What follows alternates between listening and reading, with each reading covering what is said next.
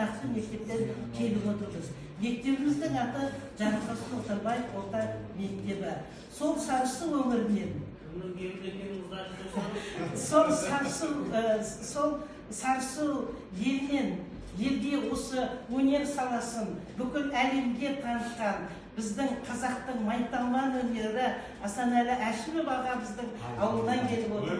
Біздің сол кішкентай Сарысудан Асанәлі Әшімовіміз дәл бүгінгі осы тақырыпқа куә болып отырған жыршы қазақтың дәстүрлі күйшілерін бәрін тартып жүрген Сәуле Жабиевова деген, Ардақ Исатаева деген біздің шыққан өнер тарландары бар.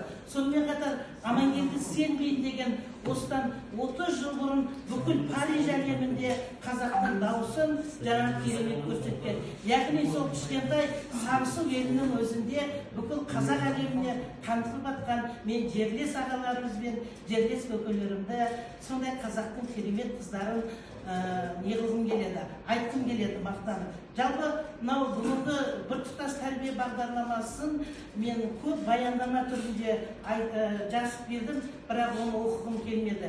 Менің ең бірінші осы ұстаз мамандығын өзім бала күннен жақсы көрдім. Соған 3 жыл оқудан құлап, 4-ші жылы Абайдың Каспиге филология мен жалпы қазақ тілі әдебиетті бала күнімде жақсы көрдім. Бірақ мен ол оқуға ешқандай түсе алмадым. Сосын 4-ші жылы оқу керек болып, физмат факультетіне түстім.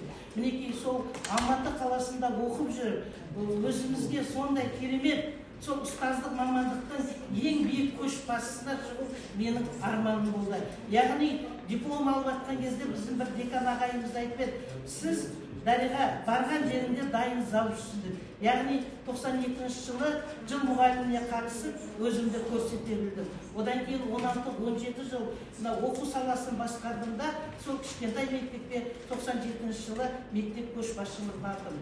Менің сондағы ең үлкен мақсатым сол кішкентай ауылдағы ақсақалдардың мектеппен байланысты, ардагер ұстаздардың мектеппен байланысты, және Ақжаулықты сол біз кішкентай ғана өндіріс ауылында 25 кеудесінде алтын жұлдызы жарқыраған, 45 кеудесінде күміс алқасы жарқыраған сол кішкентай ауылда ардагер ақсақалдарымыз, Ақжаулықта аналарымыз бар. Сондай үлкен кісілердің барлығы мектеппен тығыз байланысты. Күнделікті аптасына бір рет, айына бір рет түрлі іс-шараларға шақыру арқылы және ол кісілердің еңбегін жылына бір рет республика көлемінде таныту ол менің бір міндетім тәрізді. Соны мінекей биылғы оқу жылында да осыны көрсету, оқу ағарту министрлігінде сіздердің алдарыңызда сөйлеу мен үшін үлкен құрмет. Ал енді бүгінгі жаңағы ағаларымыздың айтқан мектеп директор бізде үйірме өзі әр сыныпта 2 сағат. Оның біреуін домбыраға беруге болады, біреуін спортта немесе пәндік негізге беруге болады. Ал мен осы құндылықты, мен өзім домбыра тарта алмаймын, домбыраны жақсы көріп, бірақ осы құндылықты дәл өзімнің кішкентай мектебімде іске асырып жатырмын. Енді осы мені Сарысу ауданында домбыра таратушы деп бағалайды. Өйткені мен мектебімізде домбыра жасайтын біздің өнер оқушыларымыз бар. Соны Алматы қаласында домбыра жасайды. Ол кісілер маған айына жіберіп отырады. Мен айына келгенде 10 домбыра, 5 домбыраны мектептің табалдырығын аттаған періште мен қарт кісіге, келген қонақтарға, барлық кісілерге домбыра таратып жүремін.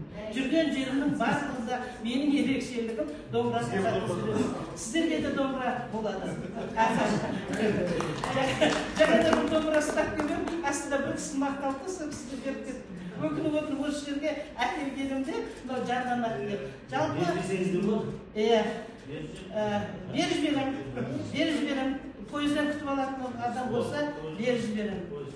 Болды, Гүлекеңе. Мінекей осы салада менің ең бірінші мақсатым осы көшбасшылық салада осы мектепті жетістіктерін айтып мақтағым келеді. Шағын жинақты мектептің ішінде облысымызда 400-ден аса мектеп бар. Мінекей сол мектептердің ішінен біз 2019 жылы миллион сертификат жеңіп алдық. одан кейін республикалық білім ордан конкурсына қатысып 250 мың теңге жеңіп алдық.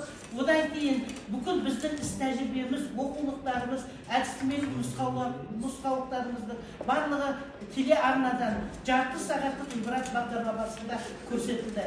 Яғни шағын жинақты мектепті республикаға танытып, бүгінде 9 айлық оқу оқып, сол бір тұтастықты 175 мектеппен қауымдастық негізінде жұмыс атқарамыз. Яғни кішкентай ғана ауылым тау бесігім дейді. Сол өндіріс ауылындағы Сарысу ауданының құрметті азаматтары, ардагер ағаларым, ардагер көкелерімнің осы мектеппен тығыз байланысының арқасында біз бір тұтас тәрбиені расында да әрбір оқушының, әрбір ата-ананың, әрбір ұстаздың жүрегіне жеткіздім деп ойлаймын.